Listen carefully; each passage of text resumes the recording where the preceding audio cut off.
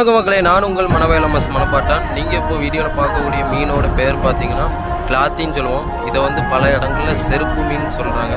So ரொம்ப வித்தியாசமாக இருக்குது. ஆனால் நம்ம மீனவர்கள் வந்து கிளாத்தின்னு தான் சொல்லுவாங்க. ஸோ இந்த மீன் பார்த்தீங்கன்னா பொரிச்சதுன்னா உண்மையில் வேறு லெவலில் டேஸ்ட்டாக இருக்கும். இது அதிகமான பேர் சாப்பிட மாட்டாங்க. எதுக்காகன்னு பார்த்தீங்கன்னா இதோட தோல் வந்து ரொம்பவே கடினமாக இருக்கும். அதாவது இந்த தோலை உரித்து சாப்பிட ரொம்பவே கஷ்டமாக இருக்கும். ஆனால் நம்ம தம்பி பார்த்தீங்கன்னா ரொம்ப ஈஸியாக சுலபமான முறையில் இந்த தோலை வந்து உரித்து காட்டுறாங்க பாருங்கள். ஸோ நான் தெளிவாக காட்டவே நம்புகிறேன்.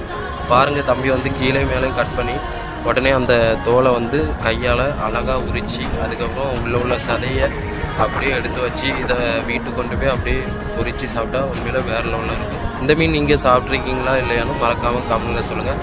அப்படியே மனவேலமஸ் மனப்பாட்டான் யூடியூப் சேனலை சப்ஸ்கிரைப் பண்ணுங்கள். நன்றி மக்களே.